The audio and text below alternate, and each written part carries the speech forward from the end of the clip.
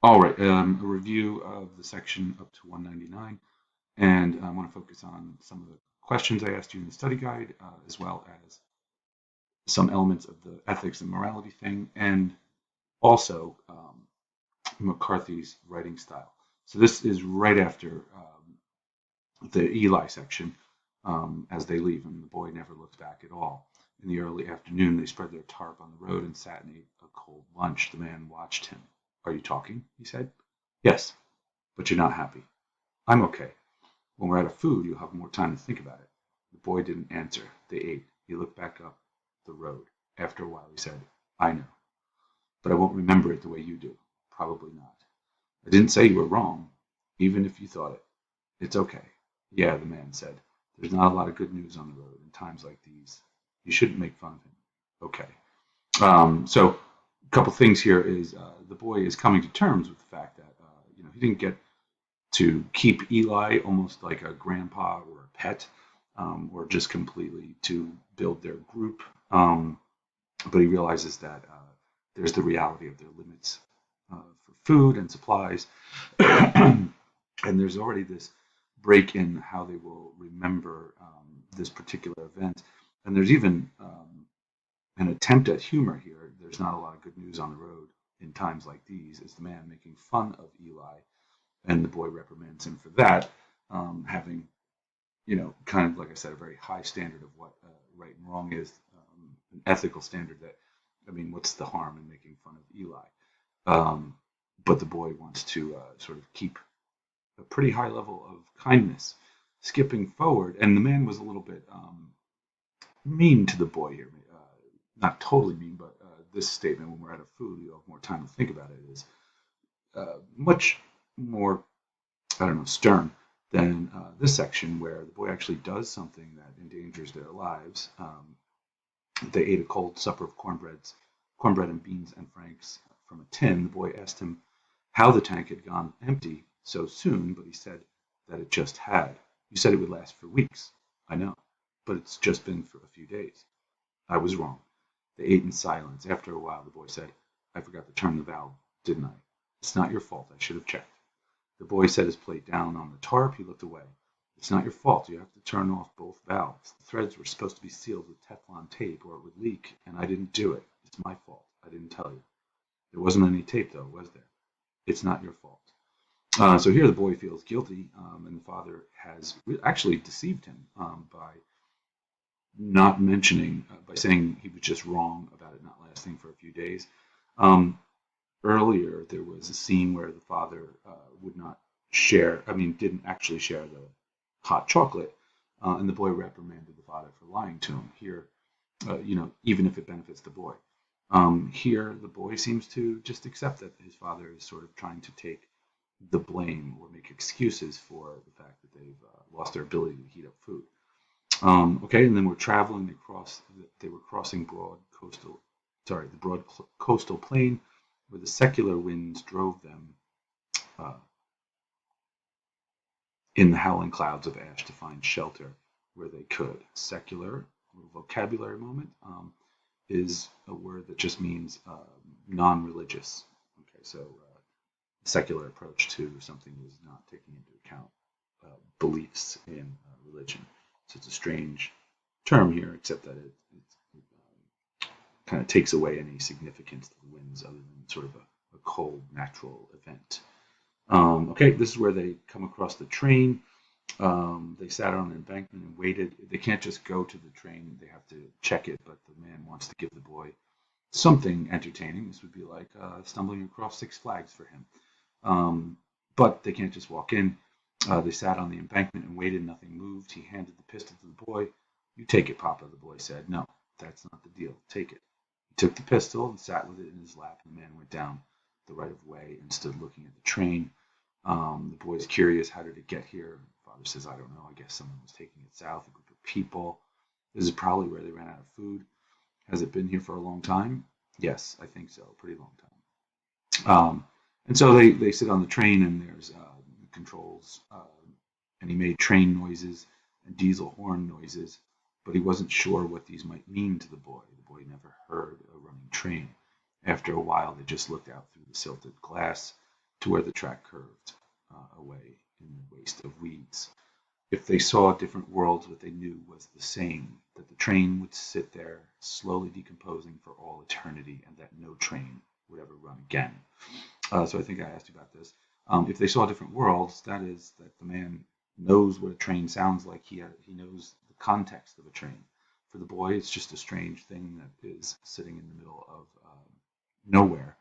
But what they both know, the part where they know is the same, is that the train will sit there and decompose. And that's pretty bleak, that there will never be a return to normality, that there'll never be running trains or planes or cars again.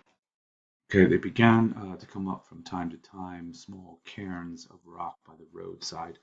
I had to look that one up. A cairn is a little stack of rocks formed in a way to make a sign for a marker for a trail or something. They were signs in gypsy language, lost patterns.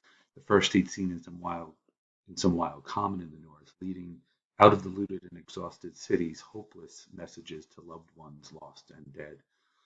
By then, all stores of food had given out, and murder was everywhere upon the land. The world soon to be largely populated by men who would eat your children in front of your eyes, and the cities themselves held by corps of blackened looters who tunneled among the ruins and crawled from the rubble white of tooth and eye, carrying charred and anonymous tins of food in nylon nets like shoppers in the commissaries of hell. Commissaries are in institutions like prison or the military. They're places where you can sort of shop for stuff. Uh, okay, so there's a flashback to the beginnings of this whole thing again. Um, so there's an indication of the future, a bleak one, where they both know the future will never get better. That's the shared knowledge they have. The man is the only one with a memory of the positive past. And then here is a reflection on the beginning of this whole end. Out on the roads, the pilgrims sank down and fell over and died, and the bleached and shrouded earth went trundling past the sun and returned again as trackless and unremarked as the path of any nameless sister world in the ancient dark beyond. There's another sort of shift in perspective. He uses the word pilgrims to describe people. Pilgrims are people that go on a religious quest. These pilgrims, however, fell over and died. And the Earth is just circling with nobody knowing it. It might as well be one of the planets we've not even seen or named, just going around whatever star they go around with no one experiencing them, knowing that they exist or naming them. All right, long before they reached the coast, their stores were all but gone, their supplies. The country was stripped and plundered years ago, and they found nothing in the houses and buildings by the roadside. He found a telephone directory and a filling station, and he wrote the name of the town on their map with a pencil. He sat on the curb in front of the building and ate crackers and looked for the town, but they couldn't find it. He sorted through the sections and looked again. Finally, he showed the boy. They were some 50 miles west of where he'd thought. He drew stick figures on the map. This is us, he said. The boy traced the route to the sea with his finger. How long will it take us to get there? He said. 2 weeks, 3. Is it blue? The sea? I don't know. It used to be. The boy nodded. He sat looking at the map. The man watched him. He thought he knew what that was about. He pored over maps as a child, keeping one finger on the town where he lived, just as he would look up his family in the phone directory, themselves among others, everything in its place, justified in the world. Come on, he said. We should go. So this is, I don't know if you guys ever went through such a phase in childhood, but before we had GPS on our phones, people had maps in their houses, and it was a thing. I used to draw maps myself. Something about knowing where your place is, like the phone directory. A phone directory is like a phone book. Again, another thing you don't really have, but you could see where you fit into things, and it gave you a sense of, I guess, comfort to kind of know that things were organized, that you were, alphabetically listed next to certain people, that on the map you knew where your house was in relation to other houses and other places. But now everything is just this wasteland. So there are no lines, there are no state or town mappings that make any sense, which is something along the order of the way the book is written. You'll notice that you have noticed, obviously, there's no chapters that organize the book. Um, the book just rolls on. Sometimes he doesn't even use punctuation. These are all things that in writing um, give us our sort of position of our sentence, position and organization of events and things like that. Um, right, the rain drummed all night on the steel roof overhead. When he woke, the fire had burned down and it was very cold. The boy was sitting up, wrapped in his blanket. What is it? Nothing. I had a bad dream. What did you dream about? Nothing. Are you okay? No. He put his arms around him and held him. It's okay, he said. I was crying, but you didn't wake up. I'm sorry, I was just so tired. I meant in the dream. So the boy was dreaming, obviously, that his father died, and it was the scariest thing he could dream. Um, let's see, he's kind of yeah. They come across a grisly thing in a pharmacy. Um, anyway, and so they start talking about good guys again. There are other good guys. You said so. Yes. Where are they? They're hiding. Where are they hiding from? From each other. Are there lots of them? We don't know. But some. Some, yes. Is that true? Yes, that's true. But it might not be true. I think it's true. Okay. You don't believe me. I believe you. Okay. I always believe you. I don't think so. Yes, I do. I have to. Um, so here's a kind of interesting part of the relationship. The boy has to believe his father, that he knows things that there's no way for the father to know. This is an act of faith to believe that there's some good people out there. Although the father's faith is not that strong, faith in other people, as with good reason, because he is hiding too. They do not seek out other people. They hide from anybody they come across for the most part. Um, but the boy has to believe his father is his only source of knowledge and information. And of course, like we just saw, the father doesn't have any information. The maps, he can read a map, um, but they don't mean anything in terms of towns or things like that. They're strictly for direction. It doesn't tell you where people are going to be. So he has no real way of knowing this, and the boy has to fully depend on him. Again, this could just be an exaggerated form of any parental child situation. The child relies on their parents to know what's going on, and most adults are just winging it with no real experience for a lot of what goes on in life. Anyway, in a yard, a plastic deer. Late the day following, they entered a small town where three men stepped from behind a truck and stood in the road before them, emaciated. Oh, here's our vocabulary word for the moment. Anybody know what emaciated means? Yes, Roger? Good. Emaciated means really skinny,